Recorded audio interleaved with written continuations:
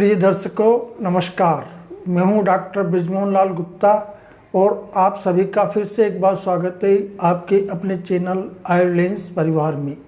आज हम बात करेंगे आयुर्वेद के अनुसार खाने, सोने और व्यायाम करने का सबसे अच्छा समय क्या है।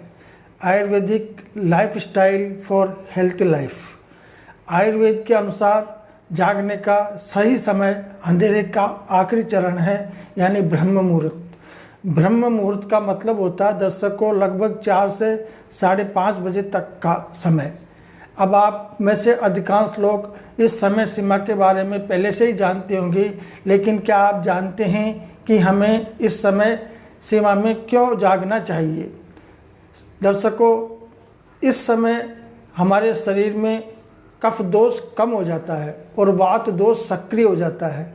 इसका मतलब है कि हमारा मन और शरीर वात के गुण के अनुसार चलने के लिए तैयार हो जाता है, इसलिए हमें इस समय जागना चाहिए। आयुर्वेद ने इस समय को ध्यान और योगाभ्यास के लिए आदर्श बताया है। ये वात दोष की सक्रियता के कारण होता है। जागने के बाद हमें सर्वप्रथम ऊषा पान करना चाहिए। ऊषा पान का मतलब, ऊषा का मतलब सुबह और पान का मतलब है पीना। सोच जाने से पूर्व हमें ऊषा पान करना चाहिए। ऊषा पान में शीतल जल का ही सेवन करना सर्वोत्तम होता है। दर्शकों, आयुर्वेद में ऊषा पान का विधान है। प्रातःकाल उठकर नित्य ऊषा पान जो करता है, निज शरीर को स्वस्थ बनाकर रोगों से रक्षा करता है। ऊषा पान से मल शुद्धि अच्छी तरह से हो जाती है।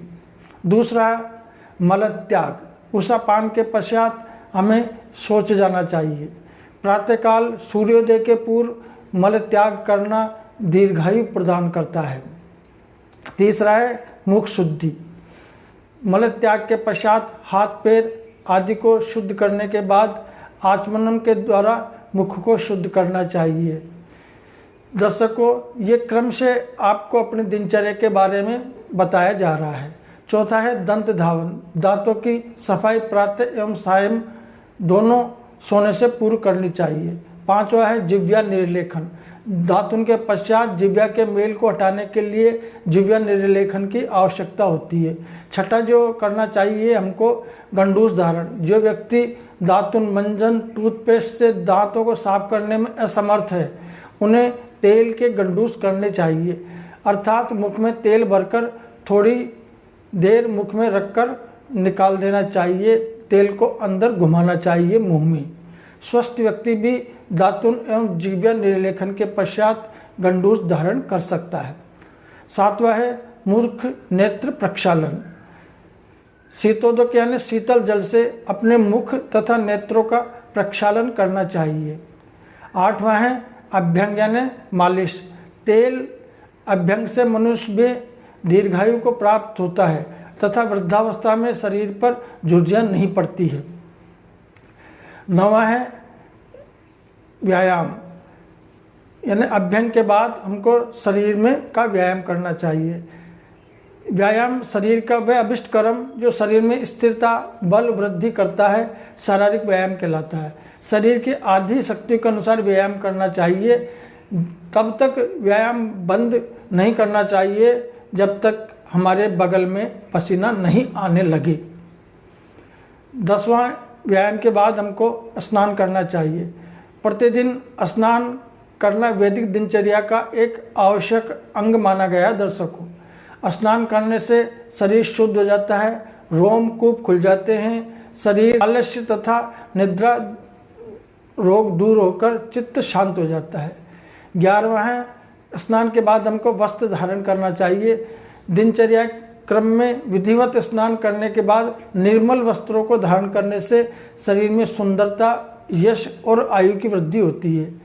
शरीर की अशोभा दूर होती है तथा मन में हर्ष उत्पन्न होता है और समाज में प्रतिष्ठा की प्राप्ति होती है।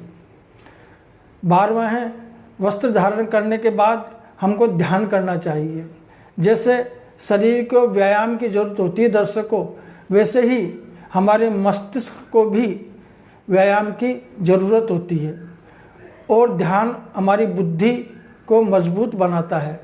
यह मानसिक व्यायाम हमारे दिन के बाकी समय में आने वाली गतिविधियों पर ध्यान केंद्रित करने में हमारी मदद करता है।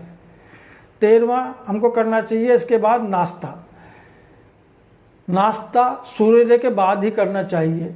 इसका कारण यह है कि जैसे ही सूर्य आकाश में उदय होता है हमारे शरीर की अग्नि तत्व गतिविधि सक्रिय हो जाती है, अग्नि प्रज्वलित हो जाती है हमारे शरीर की, क्योंकि इस समय शरीर की चय अपचय यानी मेटाबॉलिज्म क्रियाएं शुरू हो जाती है और बाकी अंग भोजन खाने के लिए तैयार हो जाते हैं। पश्चिमी संस्कृति के विपरीत आयुर्वेद हमें नाश्ते में हल्का भोजन खाने की सलाह देता है जिसे आसानी से पचाया जा सके। ऐसा इसलिए क्योंकि शरीर का पाचन तंत्र पूरी रात आराम की मुद्रा में रहा होता है। भारी भोजन पाचन पर बुरा असर डाल सकता है। नाश्ते के आधा घंटे बाद हम अपना काम शुरू कर सकते हैं। इसलिए हमको नाश्ते के बाद जीविकोपार्जन के लिए जाना चाहिए। नाश्ते के पश्चात जीवित उपार्जन हेतु मनुष्य को जीविका के लिए उन्हीं उपायों का प्रयोग करना चाहिए जो नीति विरुद्ध नहीं हो, यानी अपना काम बिल्कुल ईमानदारी से करे और वो पैसा घर में आना चाहिए। 15वां है दोपहर का भोजन। इसके बाद दोपहर का भोजन 12:30 से 1 बजे तक कर सकते हैं। आयुर्वेद के अनुसार दोपहर के भोजन का सही समय 1 बजे ही है। आयुर्वेद पूरे दिन में दोपहर के भोजन को सबसे भारी करने की अनुशंसा करता है। यदि संभव हो तो इस भोजन में मीठे से लेकर कड़वे तक सभी प्रकार के खाद्य पदार्थ शामिल करें। दोपहर के भोजन के बाद धीरे धीरे टहलें, जिससे भोजन के पाचन में सहायता मिलती है। आप चाहे तो हल्की नींद ले सकते हैं, बाकी नींद को टालना चाहिए क्योंकि आयुर्वेद में दिन में सोना प्रतिबंधित है। 16वां है इसके बाद रात्रिचर्या के पे आ जाते हैं। दिनचर्या का विधिवत पालन करने से रात्रिचर्या में विशेष संध्योपासना, भोजन ग्रहण एवं निद्रा का समावेश किया जा सकता है। इसमें हमको सायंकाल दिन छिपने के बाद में संध्योपासना करनी चाहिए। प्रातः और सायं ईश्वर उपासना के साथ प्राणायाम करना चाहिए। दीर्घ काल तक संध्योपासना से मनुष्य दीर्घायु, बुद्धि, यश, कीर्ति तथा वर्चस्व प्रदान करता है। उत्तम शारीरिक एवं मानसिक स्वास्थ्य हेतु दोनों कालों में प्राणायाम ईश्वर की उपासना लाभप्रद होती है। 18वां है इसके बाद रात्रि भोजन करना चाहिए। रात्रि के प्रथम पहर में ही भोजन कर लेना चाहिए तथा भोजन दिन की अपेक्षा कुछ कम खाना चाहिए। देर से पचने वाले गरिष्ठ पदार्थों को नहीं खाना चाहिए। भोजन करने व सोने के समय में न्यूनतम 2-3 घंटे का अंतर होना चाहिए। इसके बाद हमको रात्रि में शयन पे जाना चाहिए।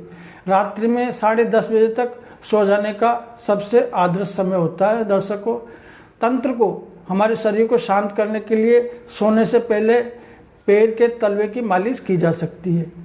कमरे में रोशनी कम करें, इससे इस समय आपके शरीर को आराम की ज़रूरत होती है। अच्छी नींद को प्राथमिकता दें ताकि शरीर ठीक हो सके और शरीर की मरम्मत हो सके और शरीर खुद को फिर से जीवित कर सके। प्रिय दर्शकों, हमारा शरीर इसी ब्रह्मांड का लघु रूप है। यत पिंडे तत् ब्रह्मांडे। अब इस जीवन में प्रकृति के चक्र के साथ तालमेल बिठाने के लिए अपने जीवन शैली को बदलना सबसे अच्छा है। दिनचर्या का पालन करने पर शुरुआत में आपका शरीर इस दिनचर्या के लिए सहमत नहीं होगा और इन परिवर्तनों का विरोध करेगा, लेकिन यदि आप लगभग 3 सप्ताह तक इसको जारी रखें तो फिर आपको सकारात्मक परिणाम दिखाई देंगे। प्रिय दर्शकों, अगर आपको वीडियो पसंद आया तो कृपया लाइक करें और अपने परिवार और दोस्तों के साथ अधिक से अधिक वीडियो को शेयर करें ताकि ये ज्ञान अधिकतम लोगों तक पहुँचे। और अगर आपने अभी तक चैनल को सब्सक्राइब नहीं किया है तो सब्सक्राइब कर लें और बेल आइकन दबाएं ताकि आपको नियमित सूचनाएं मिलती रहे। नमस्कार, जय हिंद।